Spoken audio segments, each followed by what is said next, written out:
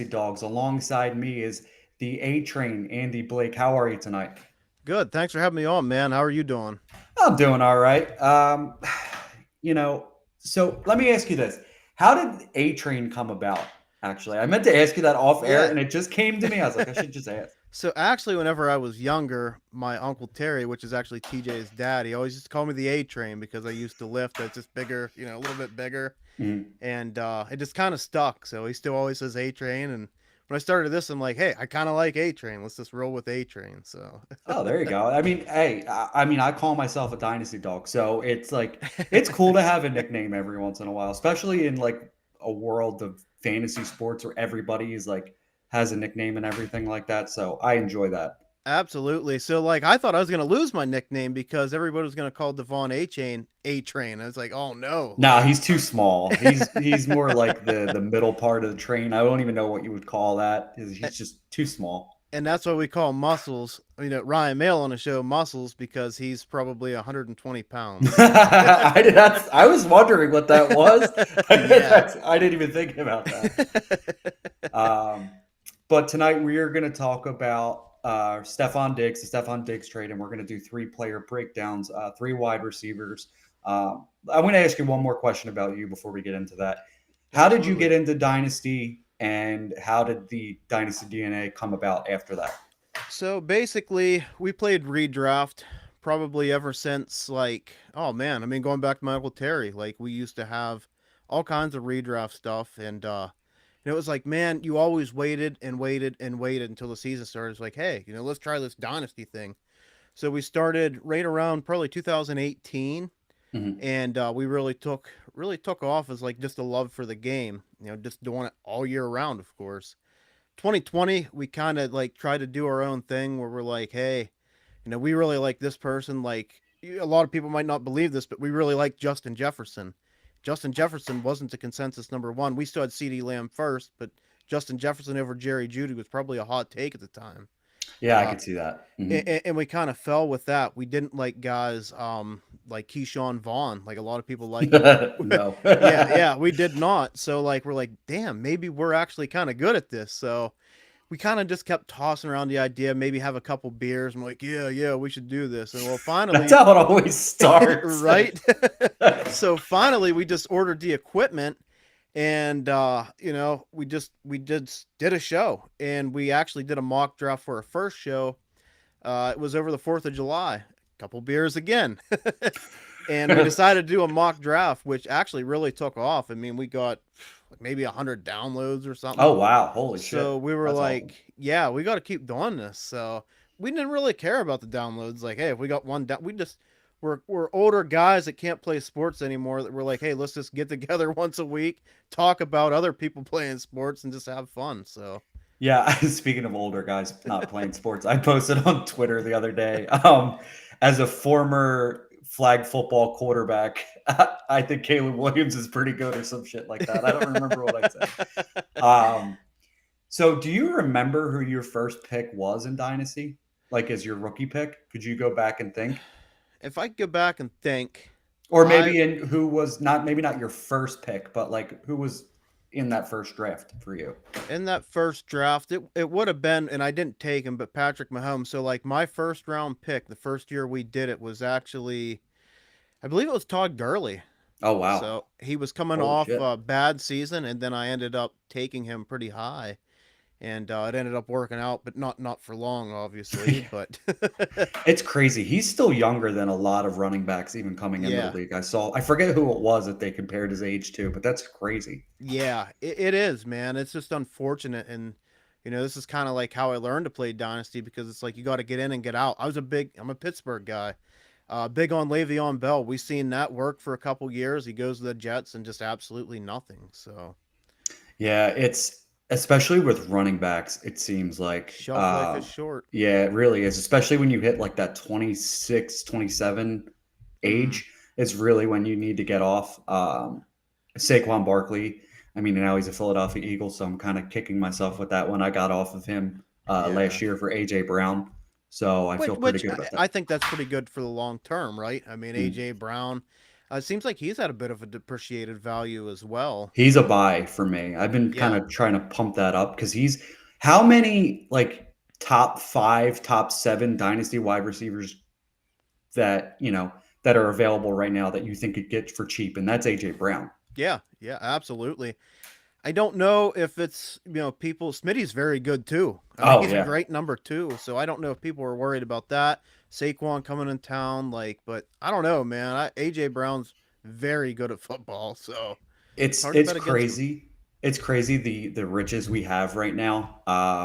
It's literally the Meek Mill. Like I used to pray for times like this because we went through just the worst amount of wide receivers you could possibly go through. Like Hmm. I prayed Travis Fulgham was going to be something, and I got about 6 weeks worth of it, and then never again. So thank God for Devontae Smith and AJ Brown. Yeah, I mean, you could even get back to like JJ Arcega-Whiteside. I was a I, fan. we don't bring that up in here. Or Jalen Rager. I talked myself into him. I don't know why I did it. Like, because the Eagles really needed speed at the Yeah. time. And I was like, all right, like, I get it. It's probably an over pick, like a reach a bit, but, Hmm. we really need that. I talked myself into it. And then the first 5 seconds, I was like, what the fuck did we do? Like, but let's get into the Stefon Diggs trade. That was like the biggest news of the week. It was Stefon Diggs. I actually forgot to look that up. It was Stefon Diggs and I believe like a 6th-round pick for a 2025 second, if I'm not mistaken. Yeah. Yeah. What did So you think of that? pretty wild, right? I mean, Mhm. Stefon Diggs, I think there's a little bit of a is he washed type thing. I don't believe so. So I Right. kind of went back, did a little bit. So after 10 weeks, we got to remember Ken Dorsey was fired. They were 5-5. We've seen the struggles with Josh Allen. He was still putting up fantasy points, but turning over the ball. I think that was a big thing. They bring in Joe Brady, they're going to be more bounced. And that's kind of what we've seen. So heading into week 10, Diggs led the league with 70 receptions. So that don't sound washed to me. It's, No. it's something that we kind of like us as fantasy players, and I think just us as humans, right? Like we kind of remember what have you did for me now? What have you done for Hmm. me now? So we kind of forget that first part of the season. But from weeks 11 to 18, only 27 receptions. So we kind of seen him take a back seat. But also, what we got to remember, he was dealing with a back injury. Yeah, tell me And about it. That shit yeah, sucks. and just as we talked off air, back injuries can linger. I mean, Mhm. I don't know what your situation was, but even as Bad. even as much as like back soreness, whatever it was, it can definitely linger and can definitely you're not going to reach your ceiling at times. And this is a whole new offense, more bounced. We've seen James Cook get utilized, so I don't think he's washed. You look back here as well. He ended up 160 targets. That was sixth in the league, 107 catches, even though the back towards of The the end. of the year was bad. So still putting up them big elite numbers. So we had this with CJ Stroud. They're giving him a ton of money, 22.5 million guaranteed. That's I'm yeah, I'm that's sorry a for little Nick, crazy. and I like Nico Collins. I like Tank Dell, but I'm sorry, it's probably Stephon Diggs' season. Hmm. I think he's really this is good for CJ Stroud as well because he's a rookie quarterback. Yes, had a great year, historic year. Sometimes we see these guys still take a step back. Yeah, because it's almost like sometimes they have too many mouths to feed. Yeah, And they're trying to either A, spread it around too much or force it to one person. And sometimes that always isn't the best thing going, you know. absolutely. I like how you mentioned the change in Buffalo towards the middle of the season.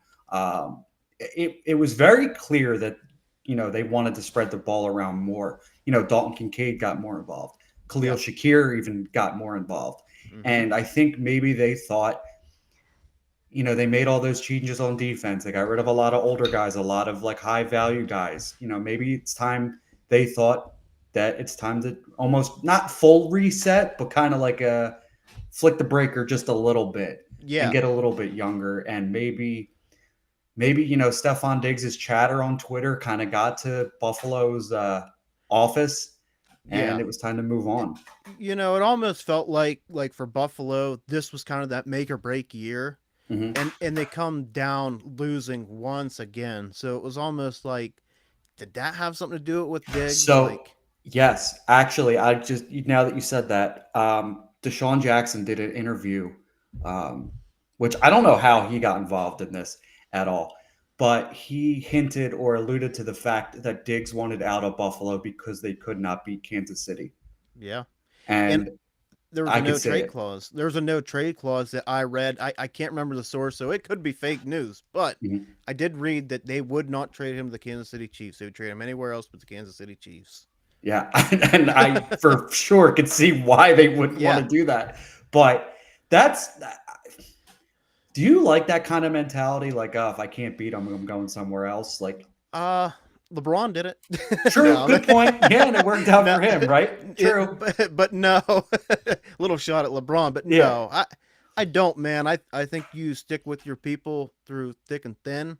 Mhm. I'm not really like that, but I think there also could be other, other factors here, like Joe Brady. Maybe bringing Joe Brady in, he wasn't getting the ball as much. I mean, even though like he had the back injury, like if that was anything, so many questions that like we're probably never gonna know.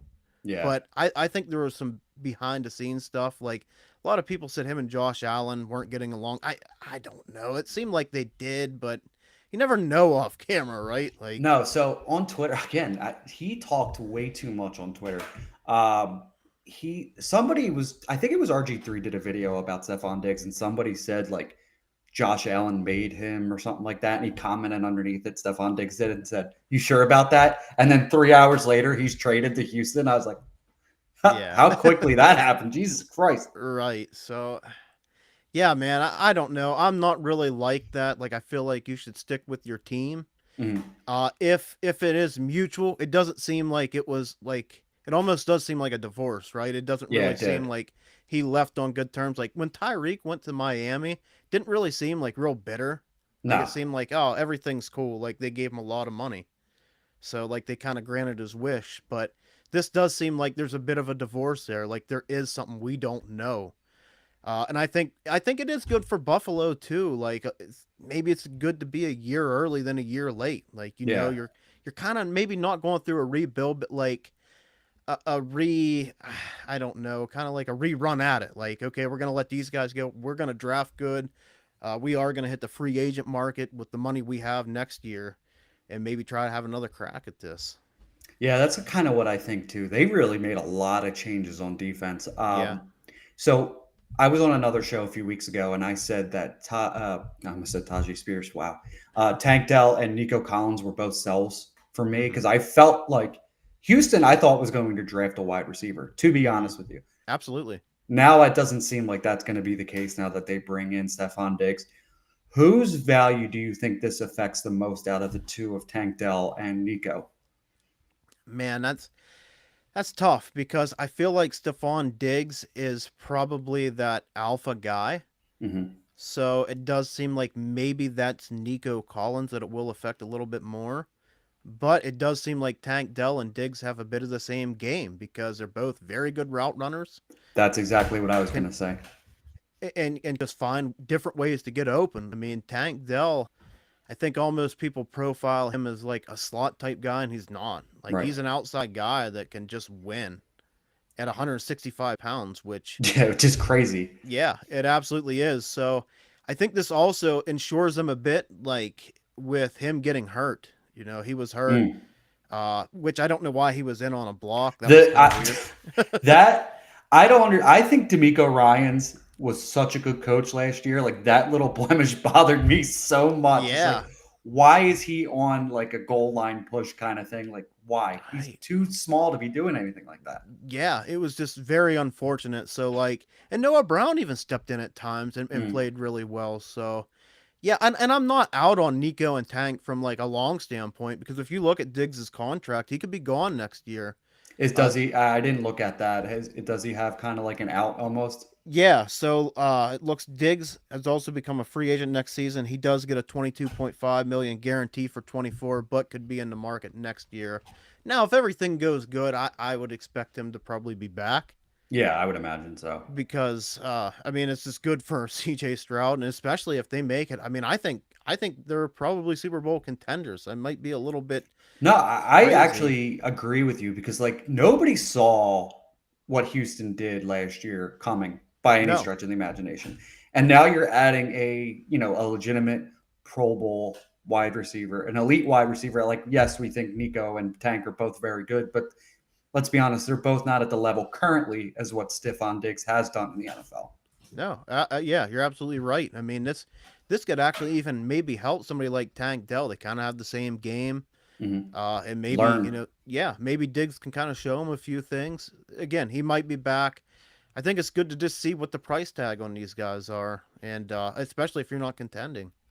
I actually kind of like this, and tell me if I'm wild or not, for Dalton Schultz. I honestly don't. I kind of disagree with you. I think Okay. he's probably the odd man out here, but Mm-hmm. at the same time, though, this is such a good offense, and I hate to use the word mouth to feed, right? Right. Because at the same time, like, if everybody is worried about Diggs and Dell, or if somebody gets hurt, God forbid, he could benefit. So, I feel like he's probably the biggest loser out of this. But at the same time, man, like, whenever the community's out on somebody and it seems like they're out on Schultz, he becomes a bit of a value, right? agreed. He's still with a good quarterback and probably an elite quarterback. Like, we'll see. I love CJ Stroud. He's my quarterback 4, but like, we'll continue just to see.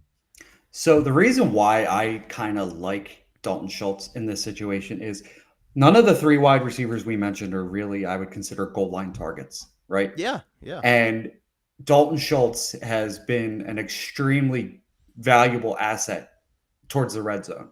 And I think, you know, from 20 to 20, it's everybody else. But if, Dalton Schultz could get me 7 or 8 touchdowns this year just from the goal line, I could see that. Absolutely. I could definitely see that. Touchdowns are so hard to predict, but Mhm. if that's what I want out of my tight end, if I don't have An elite guy. yeah, an elite guy, a Kincaid or somebody that we know is going to get the targets, who definitely benefited from this, by the way. That's what I was going to ask next. But absolutely, like, I want a guy that's in a good offense, that's going to be in the red zone a lot. So yeah, I mean, maybe he does become a bit of a value. It's something that I would like to check on KTC to see where he is at.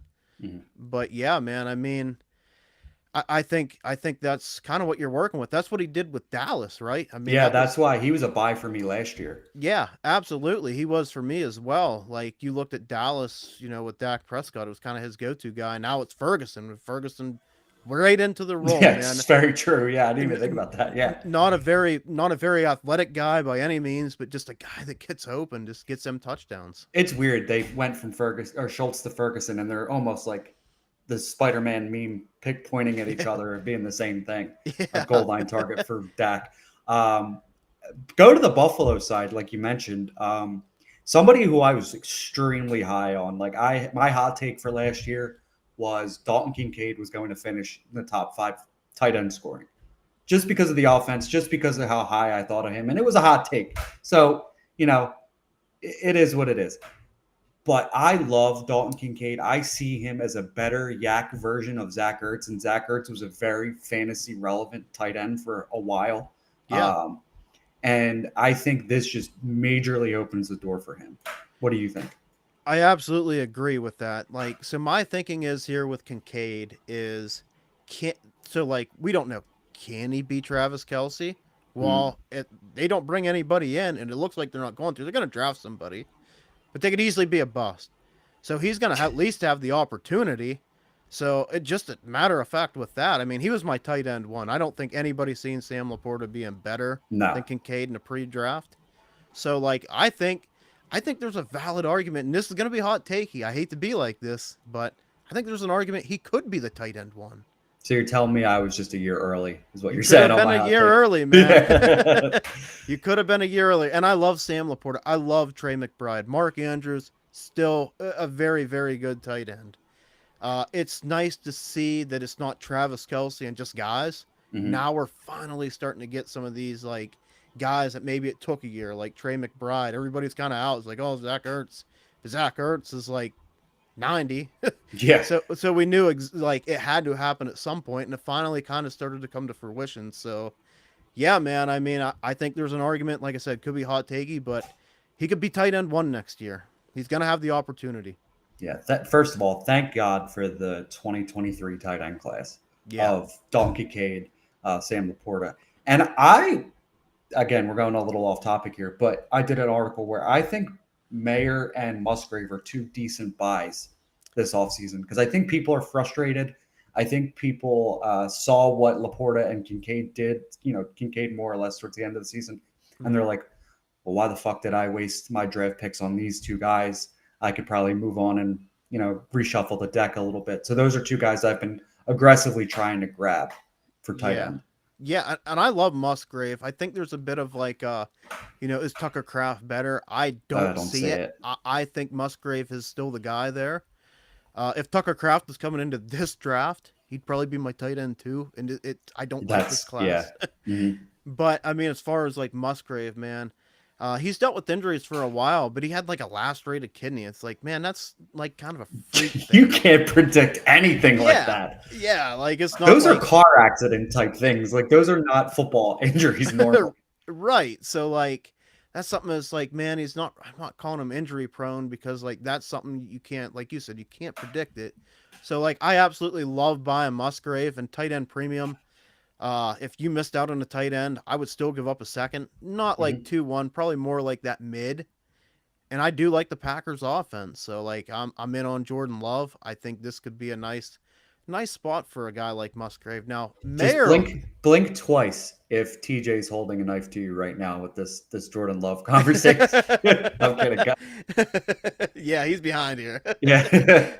But going to Mayer real quick, like I am a bit concerned about Mayer because I don't think he is very athletic, as we talked, like Dalton Schultz, Jake Ferguson's. Like my problem with the Raiders is like I think they take a step back. I'm not big on Gardner Minshew or Aiden O'Connell. Now they could draft somebody. I don't think they're gonna get in these big like 3 or 4 guys. That's what kind of has me worried. But at the same time, if they do run the ball a lot, maybe there's play action. We just need Mayer to get the touchdowns, right? Yeah. That's kind of his main thing. Like, and then he's going to be kind of fighting with Devontae Adams, who is aging. Jacoby Myers, just always a value. Like the guy just always balls, but like he's just not really. Nobody really wants him. Like, so like that's my concerns. But like, this could be completely different 2 years down the road. Like I still think Mayer. I don't think Mayer is a bust. Let's just make it that way. It's very early on, and it was crazy. So I know, again, off topic, but he was the projected tight end 1 that entire like draft cycle, and then all of a sudden didn't go in the first round. I was like, wow, that's kind of surprising because I felt like he was the most pro ready, because he was a very good blocker, not super athletic, but a very good pass catcher. So I thought he was tight end 1 in the NFL draft by far. I thought he was a Dallas Cowboy right away. I thought Dallas would take him the first round. Thank God. But I forget what it was. I typed it in the article, but he really started to come on once Josh McDaniels was out the door. Yeah. He doubled almost in his targets. He doubled a little bit more in the receiving yards and I think 1 or 2 more extra touchdowns. I forget what it was exactly, but I am concerned about Aiden O'Connell. I am concerned about Gardner Minshew. But if you could tell me, like you mentioned earlier with Musgrave, or no, Tucker Kraft, Michael Mayer would have easily been the tight end 2 in this class right now. So I would very gladly give up a mid to late second for him and kind of just hope for the best in this class. And I think if they were to take like a Michael Penix, or a Bo Nix, I think it could be wheels up for him. I think it could be wheels up for Devontae Adams. That I think they could look a little bit different this year. Absolutely. No, absolutely, man. I think my big thing with Mayer is a lot of the dynasty community, like the last year, has been more like redrafty.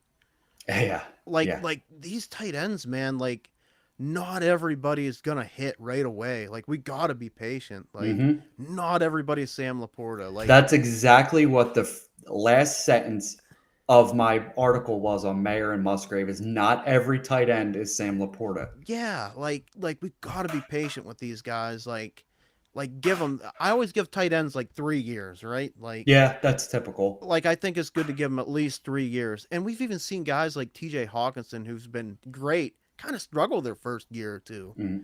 And he was a first round pick. So like, I think if you're willing to be patient and not get out from underneath them, then I think it's a good buy. But if you're hoping for like big production this year, that's where I would be a little bit like, okay, like maybe I don't think the price is going to go down much though. So like if you buy them for this, I don't think you're going to get them for like a third. And No, no, I don't think if so you do, either. it's going to be too late. Like it's probably already labeled a bust, Mhm. and that'd be 2 more years down the road. So Yeah, yeah. I would rather give up that mid second or late second yeah, now and hope for the best.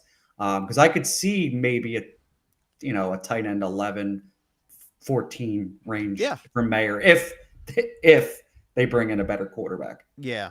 And I think who would you rather them roll with, Gardner Minshew or Aiden O'Connell? Are you available to play quarterback at my age? I don't think they want me. No, honestly, I think I'd rather O'Connell. Minshew is, obviously the more established quarterback, but I think O'Connell, when McDaniels was gone, started to look Mayer's way a little bit more. Yeah, So maybe there's a little bit of a connection. The younger quarterback tends to look for the tight end a little bit more often than the wily veteran. yeah, So I think O'Connell would have been the better option for Mayer going into yeah. this season. Actually, I really wanted the Raiders to get Justin Fields. Yeah, I think that could have been a good match right there. Like, Mm-hmm. I really do. I guess game to Pittsburgh, which I Yeah. mean, for what Pittsburgh got Justin Fields, I know we're going a bit off topic. I think it's a great move for Pittsburgh. Oh, 100%. I I mean 100%. I mean, so what you get is a guy that like is just kind of being labeled as a bust, but like as soon as we get him for what we got him for, everybody's like, wow, he just stole him, and he's a player that like has elite legs, Mhm. that and it's kind of a stink on Arthur Smith. Like I still think Arthur Smith's an okay offensive coordinator. Maybe not what we want for fantasy football, No. but like for the Steelers as a team, I think it was a solid move. So I was on my way to Target with my wife when the Justin Fields uh, trade went down. And I was so pissed that the Eagles gave up more for Kenny Pickett Yeah, than the that's Steelers wild. gave up for Justin Fields. I was like, you need to go into Target by yourself because I need to call like several people and just vent because I was just so agitated because I could see it right now. If Jalen Hurts struggles at all within the first 2 weeks, because Philly media is extremely annoying. They're Yeah. like, is Kenny Pickett the future starter for the Philadelphia Eagles? And I swear to God, if that happens, I'm going to jump somewhere. I don't know where, Yeah, but I'm jumping. yeah, that's why Kenny Pickett's not a good football player. No, no. I mean I was all on board with the Kenny Pickett train, and I know like the offensive Me coordinator too, with to be Matt honest. Canada, yeah, he didn't do him any favors, but that's where you go if you have a guy like Justin Fields. It's like, hey, if my offensive coordinator is going to let me out to dry, and I wish he would have did this with Chicago, by the way.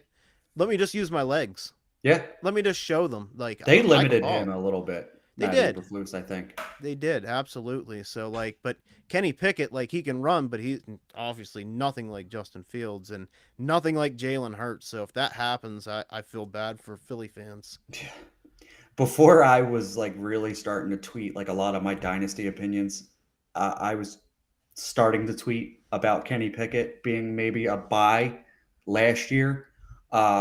Because believe it or not, I really liked what he kind of put together towards the end of the season the prior year with the fourth quarter comebacks. I think he had like 4 of them or something like that. Yeah, So I was a little impressed, and I was like, okay, George Pickens is a stud. I think he could be a stud. Deontay Johnson's solid. I think Najee Harris and Freiermuth would be great. Maybe Kenny Pickett, you could get him for on the cheap because he didn't show too much, but showed a little bit of that dog mentality with those fourth quarter comebacks. yep. And then he shit the bed, and then I felt stupid. I was in on him too. We have our takes, and Yeah, I mean he got that first round capital. I was a little bit surprised the Steelers did take him. It kind of seemed like he might fall to the second round and maybe not even be the first quarterback because we got to remember Malik Willis was kind of that guy. Like hmm everybody thought Malik Willis first round slam dunk, doesn't go to the third round. I mean, pretty crazy. So And guess where we are right now in smokescreen season? It yeah, is every day I see whether it's a dynasty relevant player, a defensive player, like this person's a lock first round pick. There are people that have JJ McCarthy ahead of Drake May, and there's this Michael Penix is the second best quarterback. I'm like, okay, guys, we just need to get to the draft. I Yeah. can't watch any I, more of this. I haven't been tweeting a lot because of that. Cause like, I try to give people information that like, I truly kind of like what you know, and then put it with something else. Like, we're lying if we sit here, this guy's going to go here. You never know, man. I mean, we've Mhm. seen the Texans trade back up for Will Anderson. Love Like, that move, by the way. yeah, yeah. I was a bit skeptical when it happened because I'm like, Mhm. oh man, giving up next year, they're probably not that good of a team. They come out, make it to the playoffs. I He believe wins Will Defensive Anderson Player of was, the Year, yeah, defensive player of the year. So they had the offense and defensive player of the year. which is wild. Yeah, Never would have no, seen that coming from Houston to have no. both of those guys. Usually when you trade up, it's bad news, but they decided to trade. It worked. So Mhm. So, like, speaking of the draft, I guess we should kind of get into our rookie breakdowns here that we yeah, meant to get into for a little while, but we kind of went off the rails. Which, I mean, dude, I love. I could talk any kind of football, any kind of dynasty related stuff for as long as possible if you want to sit here and do oh that. yeah, But yeah, man. I could be on here for 3 hours chatting with everybody about everything. same. But I got My pizza wife might coming get a too. little mad, but Oh yeah, yeah, true, true.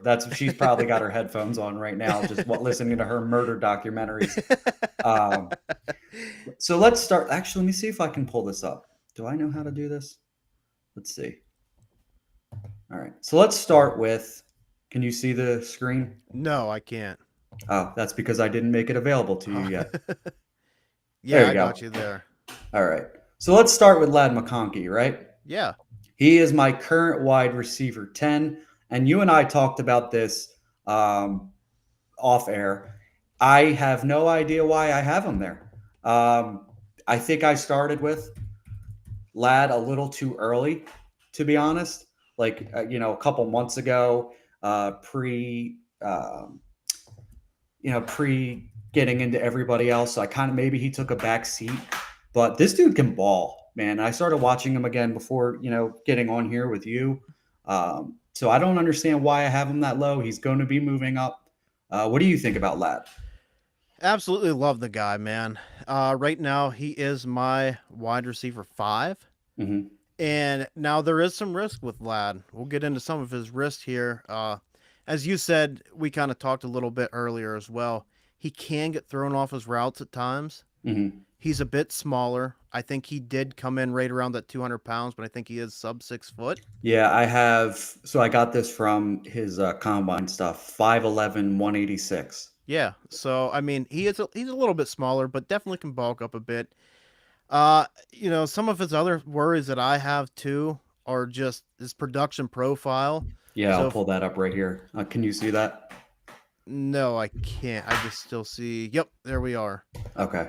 So Every time I try to turn the slideshow on, it doesn't do that. Like behind the scenes thing, real quick. Last week, I didn't post the episode on YouTube because I realized that the slideshow was not playing in the video. So it's me just talking about the introduction screen for a good 30 minutes. I'm like, well, screw that. I ain't posting it.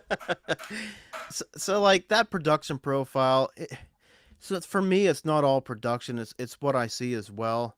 He did have the injury, so he did miss a little bit of time, but Mm. I like to see these guys like maybe get that 1,000 yard season. Like another guy we're going to talk about, Brian Thomas, right? Mhm. Like at least we've seen him have that breakout season where he just kind of went off. Now, of course, a different situation as well, but like I feel really good with Lad to the point like maybe he's not a wide receiver 1. Not everybody is, right? Oh, Not no. everybody's Roman Dunze. Not everybody's Marvin Harrison. Them are guys I believe in. Malik Neighbors. But I think he could be a very solid number 2.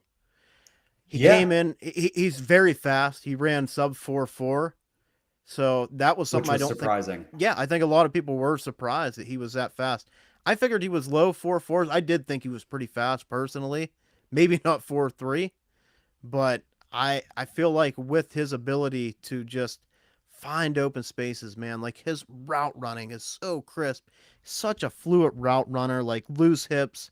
He doesn't take them extra steps to bog down. That's a big thing I look at where you see these guys where they run a route, right? And then you can see them starting to bog down and the corner can react to that. Hmm. Lad doesn't take them extra steps. Doesn't I take his extra steps, and he doesn't give the cornerback any reason to believe he's going in a certain direction. Right. So like There's no tells. he keeps corners on skates constantly.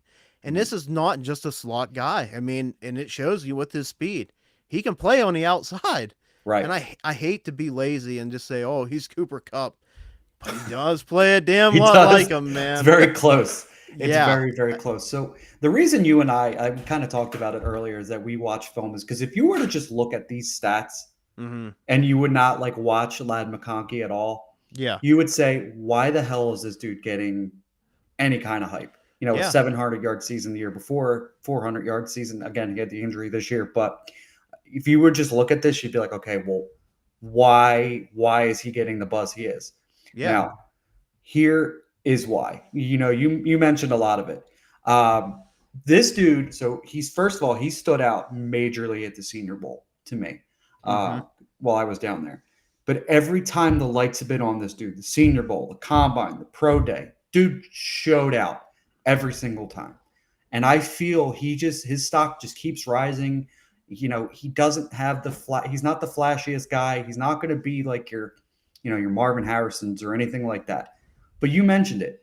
He could be a very good wide receiver too for your dynasty rosters. Like Yep. not everybody's going to be a wide receiver one. Again, you said that. But this dude just his routes, his hips, they lie. I'll tell you what, they lie. He is not Shakira because he is faking dudes out with his hips all the time. Absolutely, man. I couldn't agree with you more with that. Like he's just somebody that I feel's a bit safe too. Like I know, Mm-hmm. like I said, I worry about the production profile, but if you look at the safety net, like another guy we're gonna talk about, I see a ceiling with him that's unreal, but I also understand the floor could absolutely fall right out from underneath him and he could bust. Yeah, I would absolutely, to be honest with you, and this is going to be a little bit of a hot take. I would take Lad. I would no. Let me rephrase that. I would wait on Brian Thomas or let him pass me and take Lad later on. Take last, yeah. The thing is will that change? Because like say, which everybody says, oh, the Kansas City Chiefs are taking this guy, but Mm-hmm. with the news of Rasheed Rice, with Marquise Brown on a 1 year deal, if Ladd is there, do they take Ladd McConkey? Like he could I actually easily never fall thought of there. that one. He could fall there. Could the Buffalo Bills take him? He's tied with Josh Allen. Like there's all these quarterbacks that like kind of just need this extra weapon that like maybe he's the guy that really flies up the board. Like he's wide receiver 5. Maybe after the draft he ends up being wide receiver 4. Like I I could see mean, that. I think it's a possibility, right? I definitely think he could be a first round pick. We just gotta wait and see. Like you said, it's smokescreen season, man. So I think he would be, to be honest, and I'm not just saying this because you're on here, and I think he'd be a perfect Pittsburgh Steeler, the perfect he'll guy to fall into develop. Deontay role well. Exactly. And I think Hmm. Pittsburgh has done extremely well historically developing wide receivers. And I think that would be perfect for him. Yeah, I think that would be a really nice spot for him as well. I mean, somewhere where we're going to see him just be utilized in this short area stuff, but we know he can win, deep down the field, just like Deontay. Deontay can win very, very well, like in that short intermediate, but he's not somebody that's a slouch. He can win downfield as well. Agreed. Agreed. The only things that really bothered me about him when I watched him at the Senior Bowl and on film is his inability to really beat press, man. Hmm. Especially at the goal line. That kind of really reared its ugly head down at the Senior Bowl. When Yeah. things got a little, harder, obviously, when things got a little bit shorter, he struggled. And when they really started to get physical with him, that kind of turned me off a little bit, but he just does everything so well. And I think his thin frame has a little bit to do with it.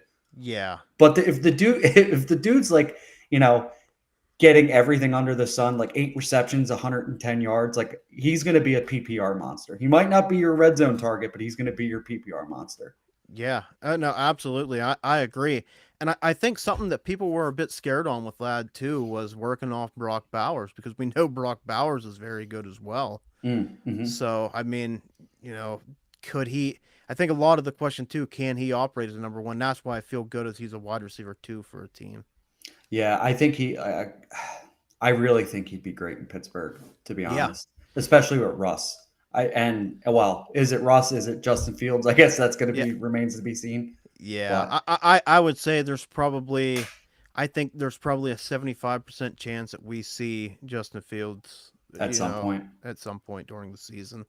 would you say so? In regards to route runners in the film you watched, where is Ladd just on based on route running ability? Just on route running, man, he's probably like, I want to say like number 2 or 3. Like he's That's where up I there have him for too. me. Yeah. Like I don't know, because I think Marvin Harrison's a great route runner, but like Mhm. I think Ladd could be better. But at the same time, Marvin Harrison's like what, 6'4", six They five. win both different ways with their Yeah, routes, I think. exactly. So like it's hard for me to say like he's better than Marv. I think Mhm. Rome Odunze is a very good route runner as well. Again, another big dude too. Yeah, and another bigger guy, so you got to take that into account. And there's people that say that he's not. I felt like I was pretty comfortable saying Malik Neighbors is a very good route runner as well. Mm. So, but outside of them big three, he's definitely my favorite route runner. And I mean, I could think there's an argument that he's probably better than Malik Neighbors at route running. Yeah, he's more of a crisp route runner, Yeah, and Neighbors is more, in my opinion, the explosive route runner. exactly. And Neighbors is a great yak guy. Oh yeah, yeah. Great yak guy. It's like he runs the 5 yard slant, and like he knows like he's gonna get separation, and like he's just gonna burn them. That was the thing that we're going on Neighbors here, but when you give Neighbors the angle when he's got the ball in his hands, he is going to take every single bit of that angle and take it to the house because Yeah, he's hard. He's tough to bring down. this is such a fun time to have 24 picks. Like Yeah. when you have rookie picks, it is such a fun time because you got these wide receivers like that they could be the 1-1 in any draft. Like What? literally, you got an amazing tight end, you got 4 solid prospects at quarterback, and if you have a second round pick and Penix were to go higher or Bo Nix, like these aren't really slouch guys. Like I love Penix, a little bit worried about the injuries, but like, Mhm. dude, he's a really like his deep ball is His absolutely ball amazing. placement is just fucking immaculate. It is. It's unbelievable. So My question, you actually just, I don't know why, but where would Ladd have been if he came out last year if he for came wide out receivers? if he came out last year, like I did really like JSN. I know he's been a bit of a Hmm. disappointment, but like I That's would not have all on him. I All on him. yeah, I really like, and I still like JSN, so I know I would have had JSN over him. Jordan Addison probably, yeah, probably Jordan Addison as well, but I could have seen him being my number 3. Yeah, he would probably be in that 3 or 2A, 2B situation for Yeah. me as well. And probably depending on where he goes like after the draft as well. It's very true. Very true. It's kind of hard to go back in time Yeah. with Yeah. that, but he would have been up there for me. Just this wide receiver pool is just too damn good and too damn explosive. There's a lot of explosive guys in Yeah. this class. Um, Absolutely. let's get to the next guy, and that is going to be, and I think you and I are going to disagree on this one a little bit. That's Brian Thomas Jr. He's my wide receiver, 7'6", 209. You mentioned that 1 year of production. I mean, that kind of happens. 13 games, 68 receptions, 1,177 yards, 17.3 yard average, and just an insane amount of touchdowns. Yeah. 17. That is actually wild. Like, but I typed that. I was like, is this right? Like, am I reading this wrong? But just some random PFF stats that I like. I kind of like to throw them in there. 2.61 yards per route run, and he was second in deep yards and third in deep catches, which is extremely impressive. This dude is a very talented, very explosive wide receiver, especially vertically. Absolutely. I think that he, for me, is one of them guys. Now, again, it's hard to say like the best because you have Marv, Mm-hmm. but like I think he high points the ball. Like as we talk, Lad, what is he out of the route runner? Right, probably like top 3 in the class. I think Brian Thomas is probably top 2 or 3 in the class as well. In Uh, contested catches. and well, that and just high pointing the ball. Yeah, Okay, he's a yeah. great contested catch, but just that he high points the ball so well. But there is a little bit of downfall with Brian Thomas. Like he is my wide receiver 4, but Mhm. I see the ceiling. I guess I'm kind of shooting for the ceiling. I want to see where he goes because this is pre-draft, right? Like because we just mentioned like his deep ball ability. So if he goes to like say a Daniel Jones who just doesn't really throw the ball Yeah, deep or true. doesn't have the time to throw the ball deep, that's a Mhm. horrible spot for Brian Thomas. Like I want to see Brian Thomas go somewhere where the quarterback's going to have time to throw the ball down the field and let him work on them double moves because I think his double moves could be deadly. Can I did an article for to list of titles recently, kind of like playing fantasy matchmaker. Could you again? I'm not overly high on him, but could you imagine Brian Thomas on Miami? Oh man. I Yeah, I think it would be great, but it would be one of them JSN moves where we're like, damn, we're gonna have to wait till Tyler Lockett's out, and then but he's different than those two because he's much bigger than both Jalen oh yeah, Waddle and Tyreek Hill. no, absolutely. It would be maybe a situation where, like, if you ran 3 wide, let him just work on that one-on-one and just let him, try to cook the corner, throw it up Ag- to him. Agreed. Agreed. My biggest issue with him for a dude that size, I need to see more physicality. I need you to be able to beat press man. That Alabama game left such I that was the last one I watched. So I watched Florida, Texas A&M first, and I watched another one, but that was so early on I forget what it was. And then I got to the Alabama game and I was like, dude, what the fuck happened? Like Yeah, they put the clamps on him and that frustrated the absolute hell out of me. yeah. And that's just the thing with him. I think he is a bit raw. Hmm. So I think this is something to where, like I said, for me personally, like, yeah, he is 4, but I want to see where he lands. I think that could definitely move him down. He ain't gonna move up, but he is definitely a bit raw yet. Like Yeah, I he thought his started route. football young too, or older too. He hasn't been playing that long, if I understand correctly. Yeah, I actually heard that on a podcast. I can't remember what it was. It might have been Rich Dotson, honestly, but Maybe. he did say something about like he actually was recruited. I don't quote me. I thought he was recruited for basketball, It was something, and it might have been that. Yeah, and you he might ended be up right. switching to football like last second, like maybe in high school. I Hmm. don't know. I don't want to botch it, so like but like anyways, he hasn't been playing football for a long time. So this is somebody, and it tells on his film, right? Like you said, you see him going against Alabama. Like these are guys that like have Or been going to playing the football. NFL too. Yeah, a lot of them are going to the NFL. A lot of them have been playing football, probably since Pee Wee days. So like they really know the game. So like it's something that can he get to the right coach? Can he get to the right situation? Can he find the good situation with a good quarterback that's gonna get it to him? I can't stress that enough. But like, yeah, I understand why he's lower on your list. And I can't sit here and be like, well, because I absolutely can see Brian Thomas like as being a very good player that ends up, maybe borderline wide receiver 1, but also just a bust. Like he could Mm. be that all-in guy, maybe even better for best ball. I could see for me the two scariest wide receivers out of this class for me are Brian Thomas and AD Mitchell Yeah. Oh yeah. because they could both be very, very good or Mm-hmm. bad. And what did you think of Brian Thomas's route tree? So I looked at his reception perception recently. It's a lot of vertical routes, and you see that on film. A lot Mm-hmm. of curls. That's definitely something he might have to, get better at the NFL level. But if you're just so damn good at something, why? Like I hate these coaches that try to make lemonade out of steak. Like Yeah. do what these guys do best. Stop trying to make them something that they're just not. I mean, obviously try to grow as a wide receiver, but if he's just winning vertically, do that.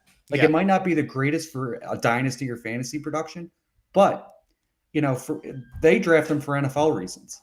Yeah. So why not work it that way?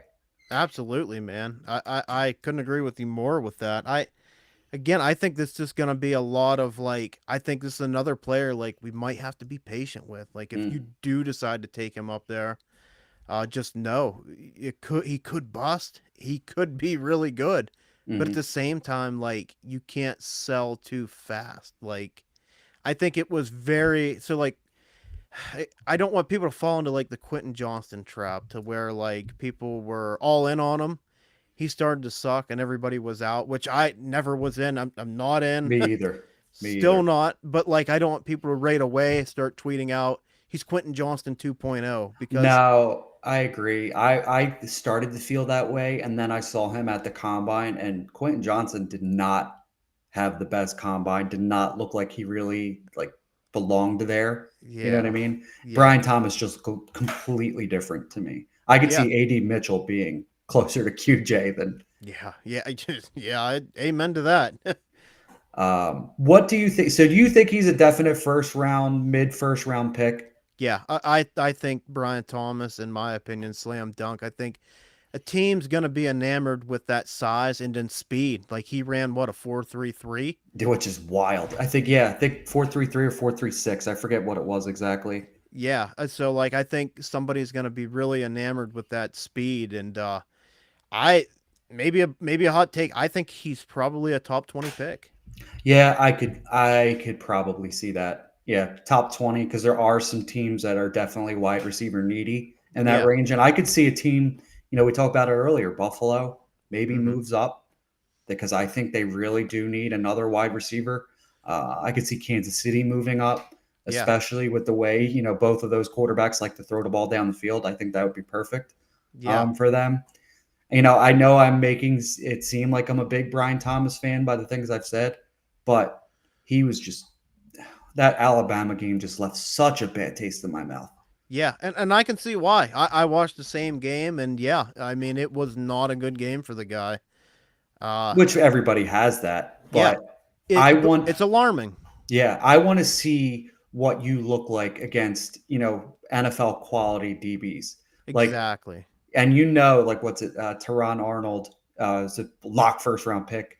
Kool-Aid McKinstry, I think he's borderline first, second round pick. Those are two Alabama corners that are coming out in this draft, and Yep. they're both going to be problems, I think, in the NFL. Yeah. But I, I'm, I don't know. I think I mentioned it earlier. I would rather wait for another vertical specialist in a guy like I don't know, a guy that I'm really high on, Javon Baker, Yeah. than I would Brian Thomas because you're very similar in an aspect on the way they, high point the ball, catch point, stuff like that. Obviously, Brian Thomas is a better athlete than Javon Baker, so don't get me wrong when I'm saying stuff like that. But they win very similarly.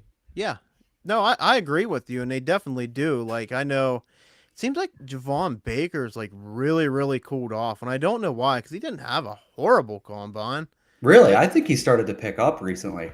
see, I felt like a lot of people aren't talking about him as much. Like maybe I'm not seeing the same tweets and Listen, I'm stuff. trying to beat the drum every single day. I've been Yeah, trying to. a phenomenal player, man. Yeah, so like a case that maybe you could do there, right? Is like, could you leave the draft like trading that Brian Thomas pick and getting Michael Pittman, and then in the second round, Javon Baker? Like, That absolutely.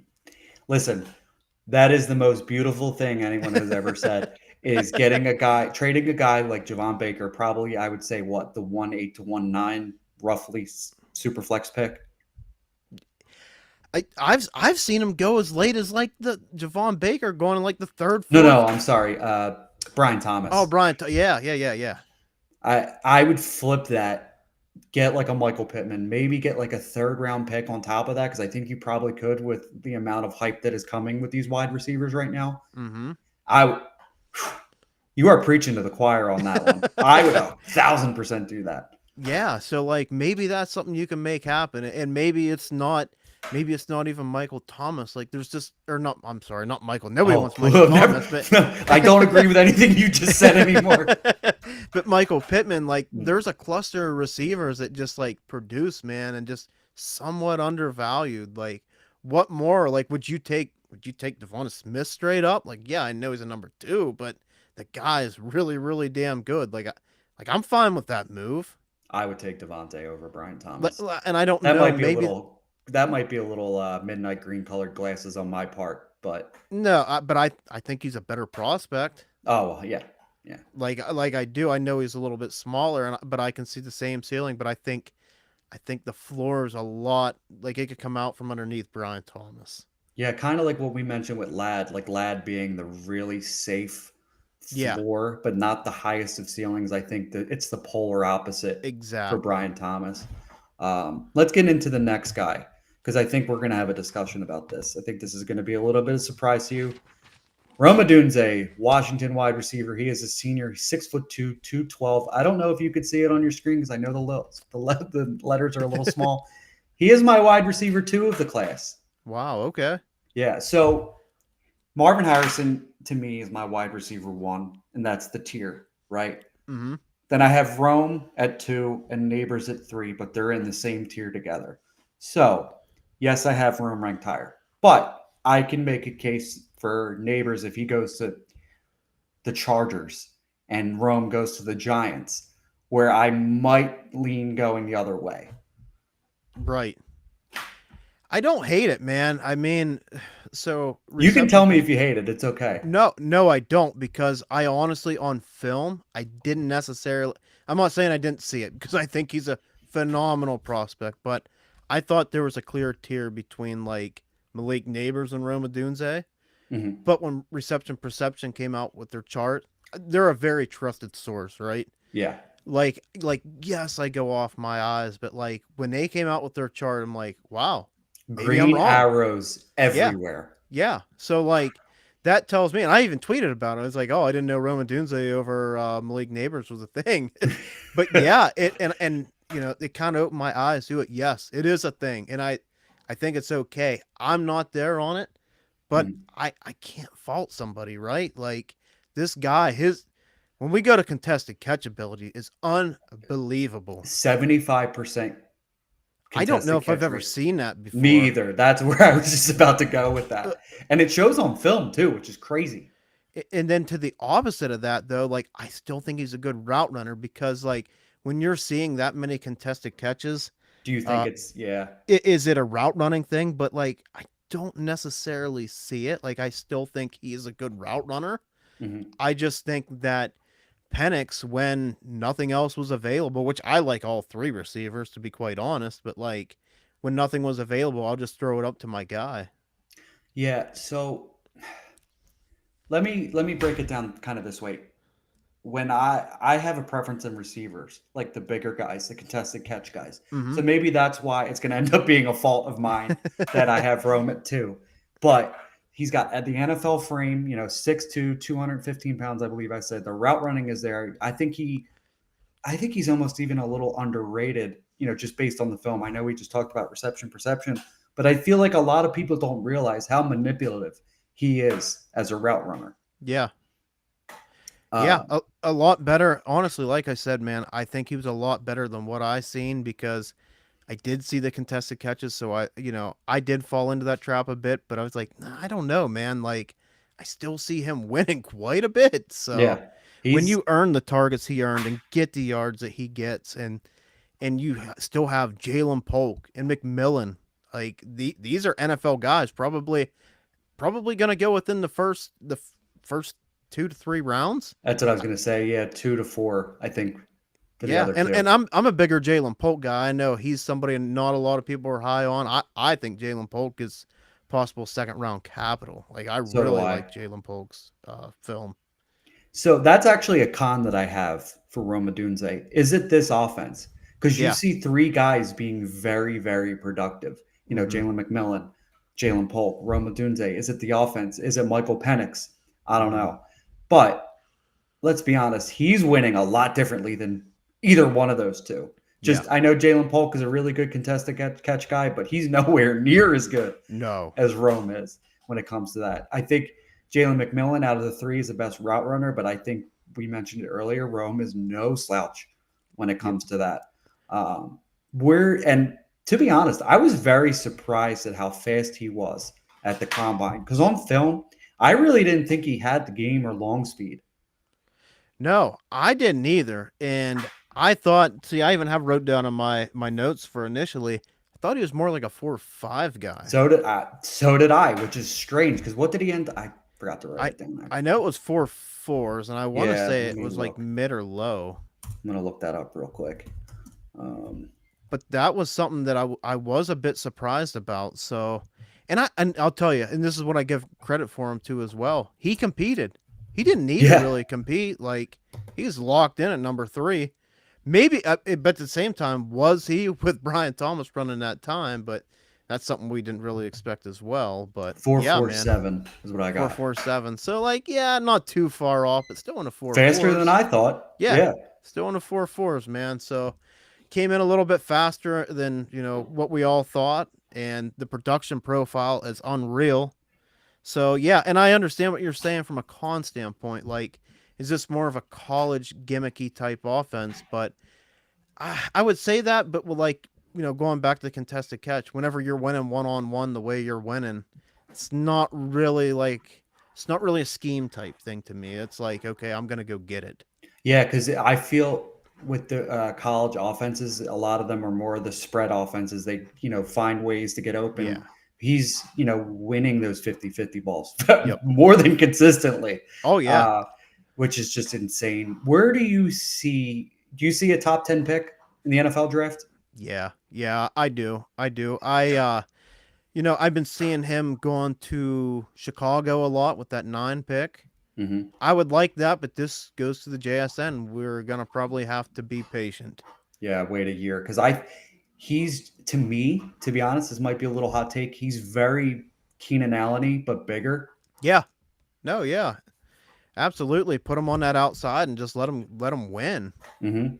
Agreed. Absolutely. And I think like he could be a Keenan Allen possession type guy cuz like that's what Keenan Allen is. He's a move the chains type guy. But like Rome is that with the ability of like just throw it up too. He's actually, now that you mentioned it earlier, he's a Michael Pittman, Keenan Allen esque, and if he can, oh man, he could be so damn good if he hits in the NFL. Yeah, I absolutely agree. I think that's a big question. Like because you have him at 2. Do you think is there a possibility does he go above Malik Neighbors? I've seen that mentioned a few times. I think, to be honest, if I was an NFL owner, I would take him over Neighbors. But it's the wide receiver preference that I have. Mm-hmm. But he's nowhere near as explosive as Malik Neighbors. I could see Malik Neighbors going to the Chargers at 5 if they decide not to take like an offensive tackle, because that team is completely depleted of any kind of explosion. Oh yeah, no, absolutely. So like here's kind of why I personally have Malik Neighbors as well. I think it goes to that safe point, right? Like we see Rome win. Like yes, he is a good route runner, but like we see Malik Neighbors as somebody that like I think if Malik Neighbors goes to the Giants with like Daniel Jones, like I think he's going to be just fine because his yak ability. Like I Okay, think yeah, I could see that. he's somebody just throw him a screen. Just throw him just throw him a slant. Like let him get that yak. Like Hmm. so I think that's where I fall a little bit more with Malik personally, but at the same time like it's I hard, think man. I think Rome could still win in New York. Yeah, I think I think he can too. It's just like I don't want to take away his best trait in contested catches. To me, that's like, okay, that's his number one trait. I want to mhm. make sure somebody is going to actually do it because that's like George Pickens, man. Like I Oh, think true. George Pickens is a great contested catch guy. When Kenny Pickett don't throw the fucking ball in the air to him, That's true. it's like, damn, dude, throw it up. But let's be honest here. The New York Giants have a lot more wide receivers that are closer to a Malik Neighbors than they do Rome Odunze. Yeah, yeah, like the Wandale Robinsons, Yeah, the like smaller, faster, I'm just more kind of explosive. out on all them guys. They're like, Yeah, so am I. Well, let me be honest. I kind of like Wandale if he's like the second or third option on yeah, a team. yeah, maybe. I hope because it looked like he's having a bit of a breakout before he got hurt. He just Mhm. hasn't done nothing again. Like, I don't know. The Giants just need a whole they just need a restart button. I do think, by the way, speaking of the Giants, I do think like a really cheap tight end by is Daniel Bellinger. Yeah, he's probably going to be the guy. I mean, Darren Waller thought about retiring. We So, still like, don't even know if he has or not. yeah, like that's the thing. Like, I know I talked about this on a DNA show. I'm like, dude, I'd sell Darren Waller for like any third. Any kind, yep, Yeah, any kind, anything really. or I would just trade him straight up for Bellinger. Yeah, I mean, that's not a bad move in my opinion. I think if Daniel Jones is the quarterback, I think Bellinger has a better year than if anyone else, because Daniel Jones that year, Bellinger's rookie season really seemed to like kind of fault to him, which was perfect. Will that change if they bring a new quarterback in, as some of the rumors seem to believe they might? Will that change? Who knows? But I would love to see any of these wide receivers go to New York, because they would automatically be the one because they have nobody else.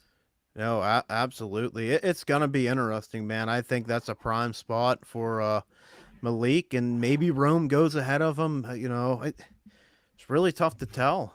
Yeah, smokescreen season's here, man. It's absolutely. Are you getting that fatigue at all?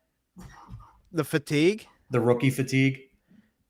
What do you mean by that? Are you kind of starting to get like a little tired of talking about these rookies, or like with the predicting the landing spots? Are you just kind of ready for it to the draft to get here? Yes. I was just, that's why I was asking why, because it's like, so like I could talk about these rookies all day in the face on blue, but whenever, you know, these takes of like, I don't know, I see some takes online, man, and I'm like, oh. The JJ McCarthy takes are out of control. Yeah, like there's some of that, and like, but we're to the point where like it's like Christmas, right? Like you've already bought all the gifts. You're just waiting for you're just waiting for the fat man to put them under the tree. They're under that tree. Well, even the ones that your parents have put under the tree, they're sitting there for like what? We got 2.5 more weeks. That's the Caleb Williams. Caleb Williams is already under the tree. He's wrapped. We're just waiting to unwrap. We know what it is. We know Caleb Williams. That's actually very true. I didn't think of it that way. We just need to unwrap him. So he is so damn good, man. I watched like 2.5 games of him, and I'm like, I don't even know if I need to watch anymore. The dude's so damn good. Very, very, very good. You know, and I hate to like bet on an outlier like, oh, CJ Stroud just had this historic rookie year. I think Caleb Williams could do it. I think he could do exactly what Stroud did, and I think he's a bit more mobile. Oh yeah, so, agreed. I think he's underrated mobility. Yeah, I mean he's almost a buy before he hits the NFL. I mean he's gonna have Keenan Allen, barring. I think it's slam dunk. Like he's definitely a Chicago Bear. So barring like some crazy massive like, I'm going to trade you 10 first-round picks to jump up. He's a Chicago Bear, and he's going to have DJ Moore and Keenan Allen and possibly another good receiver. That's exactly what I was about to say, or an upgraded offensive line. Yeah, and in the offensive line's already kind of been coming up. Chicago's a dark horse team, man. Like, this is a team, they're rebuilding it the right way, and I love to see that. That NFC North in general right now is kind of like, I wouldn't say up in the air, but it's kind of up. A little bit of an up for grabs type of division because Green Bay is starting to like come on. Chicago, like you mentioned, and Detroit, and then Minnesota's just down there in the well. I think Minnesota's definitely gonna struggle here, and that's where it gets a bit scary with Justin Jefferson. Now, look, he produced with like Nick Mullins. He's gonna be just fine, but like I'm worried about like Vikings in general. Like, is he gonna get frustrated like a Diggs and be like, "Hey, I want out, man. Like I want to win." Yeah. So. Speaking of Diggs and Jefferson, real quick, isn't that the most even trade in history? Yeah, it was definitely wild. How that both ended up being like very, very good wide receivers on both respective teams. Yeah, because like that was kind of the replacement guy, right? Like let's let go of Diggs, and then they draft Jefferson, and you know it's history from there. And what's funny is Tennessee tried to do the same damn thing with AJ Brown, and they got burnt. Yeah, thank God. But that'll do it for our breakdowns. You know, I've chatted your ear off enough, even before I think you and I were talking for 20 minutes before we even got live. And I appreciate you jumping on with me, even calling the audible and going live, which I appreciate you mentioning that, because that actually was a much better idea. Oh man, Absolutely, man. I love talking ball. Thank you for having me on. I really, really appreciate it, and willing to talk anytime, man. Like we can break these down, and it's good. It's good whenever you have some disagreement because it kind of opens your eyes. Like I always say that to people. It's good to disagree, man. It's Oh, good to be 100%. different. 100%. Because if there, it would be too easy if we all just agreed on everything. There'd Yeah, be no difference in opinions. If you told me like, hey, I think you need to go back and watch Brian Thomas one more time, this game, I'd be like, all right, sure, I'm gonna go. Maybe it'll open my eyes to something else. You know what I right. mean? Like I've been doing that with people with Javon Baker. Like, hey, I think you really need to go Yeah. watch, this A- game And of then the this. experience that you got from actually being at the Senior Bowl, like actually seeing these guys live. I mean, that's a huge advantage. I would, to be honest with you, and I've mentioned this a bunch. If you ever have the opportunity to go to the Senior Bowl, 1,010,000,000% recommend doing it. I'd love Just, to go. yeah, just like, being there is amazing. Like the Jim Nagy puts on a great, production. Like everything's just, it's very, how do I put this? Accessible is Yeah. maybe the word I want. It's just awesome. I would recommend it to any content creator, fantasy football, dynasty football, NFL content. You know, I got lucky. I didn't have no idea how I got approved media credentials for that, but I recommend it to everybody. Man, it was so fun. To interview these players. I got 2 interviews. Maybe the next time I go, I'll shoot for more. But Yeah. again, I would 110% recommend it. That's awesome, man. Especially we're up north guys, so like it's nice probably to get a little bit better of weather too. I think it I was think it raining down snowed. there. I think it snowed or rained or Oh, snowed when I was down in Alabama. And my wife was pissed. all right, scratch that out then. Yeah. So I had a real, yeah. I would really recommend it to anybody. And as much as you love talking football, I 1,000,000% recommend you going to it. That's awesome, man. I'd love to go. Well, maybe next year, maybe I'll be there. Yeah, yeah. But again, I really appreciate you coming on, and you guys really do need to. Anybody watching this needs to watch and listen, and subscribe to the Dynasty DNA, YouTube, Spotify. Get in on their Discord. I'll let you plug that because that's just a great. That's one of the best Discords I've ever been. I'm a part of a few of them, but this is probably the best one. I appreciate it, man. Yeah, we're always just talking like trades, anything, man. Like we talk all, NASCAR. yeah, yeah. Like we even have NASCAR. We even have some NBA bets.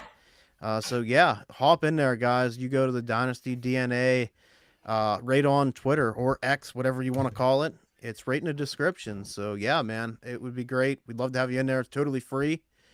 Drop whatever you want in there. Just join. Yeah, and again, make sure you follow or listen to their podcast.